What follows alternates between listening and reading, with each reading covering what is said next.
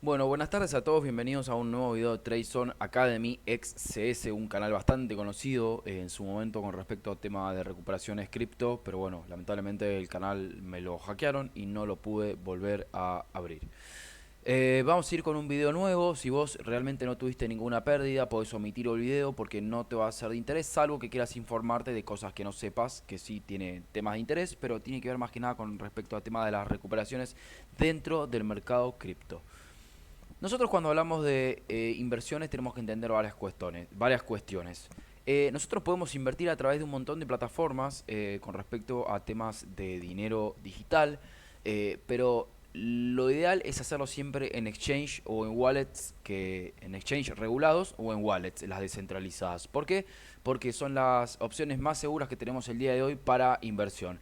Cuando hablamos de redes sociales o plataformas como por ejemplo Telegram, son las más comunes para estafas, y lo ideal es tratar de no meterse en esos ámbitos o en esos sectores que son bastante oscuros. ¿Por qué les digo eso? Porque lo más probable es que terminen perdiendo su dinero, los terminen estafando o terminen entrando en un círculo en el cual después no puedan salir.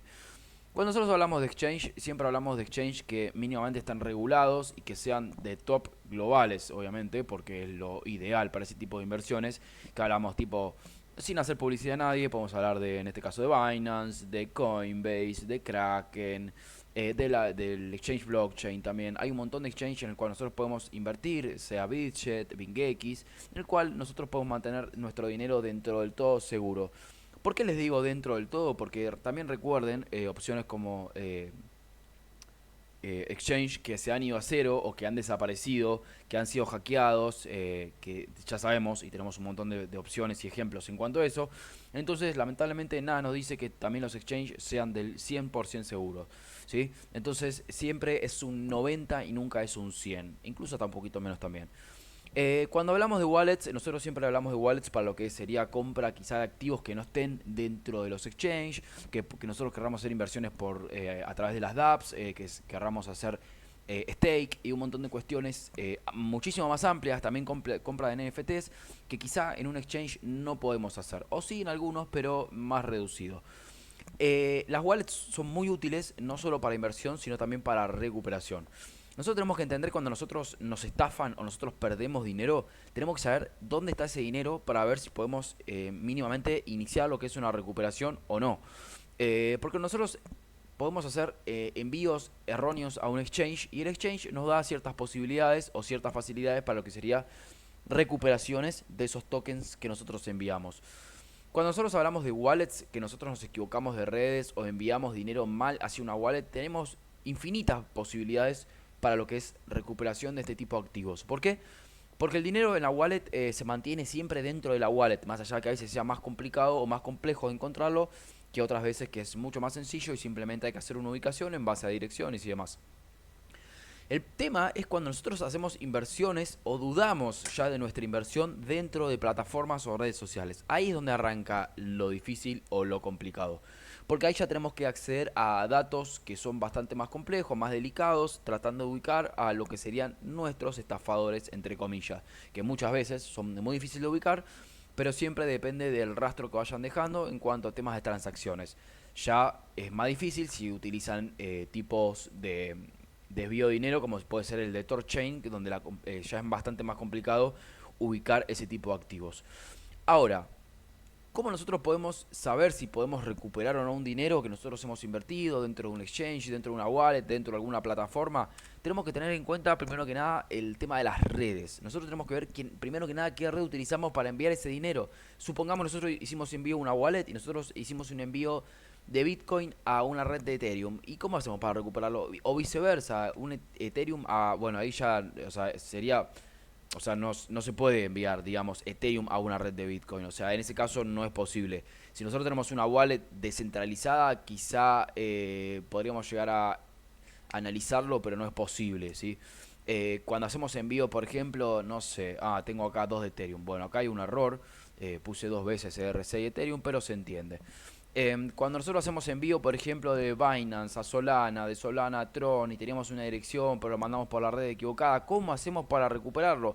Bueno, siempre hay que tener en cuenta que, primero que nada, lo más fácil de recuperar es cuando tenemos wallets descentralizadas. Si nosotros hicimos un envío hacia una wallet, por ejemplo, tenemos que hacer vinculaciones, obtener direcciones privadas y demás para poder hacer la recuperación, pero es posible.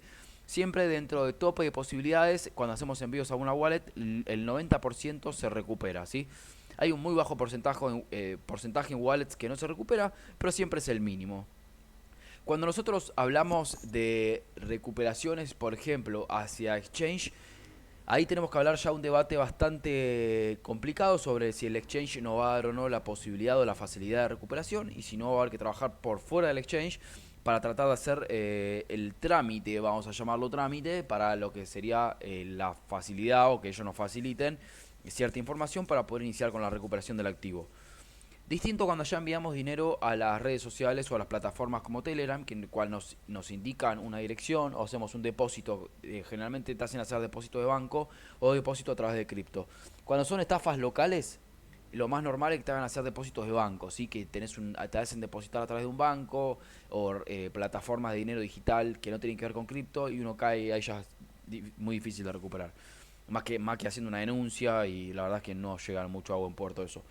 Cuando nosotros enviamos dinero a través de Telegram por direcciones cripto, ahí ya colgamos de un hilo, ¿sí? Porque las recuperaciones son bastante difíciles y, como digo, dependemos de un montón de factores para ver si podemos hacer un rastreo o no de ese dinero y si ya es recuperable o no es recuperable. Son casos muy complejos porque se trabaja por medios de cuestiones que no se pueden hablar por videos de YouTube, ¿sí? Pero es posible. Ahora, nosotros cuando enviamos dinero, que vamos a hablar de lo que es más fácil de recuperar a las wallets, tenemos que hacer siempre vinculaciones, sea tanto de direcciones privadas o direcciones perdón, o simplemente de la frase memórica o de la phrase o las frases semilla.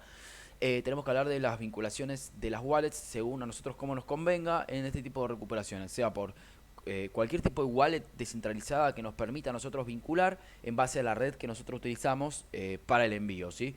En este caso les dejo las principales, que son las más comunes para lo que son este tipo de recuperaciones, que todas sirven, salvo la última, que Tron es únicamente para recuperaciones de dinero en TRC.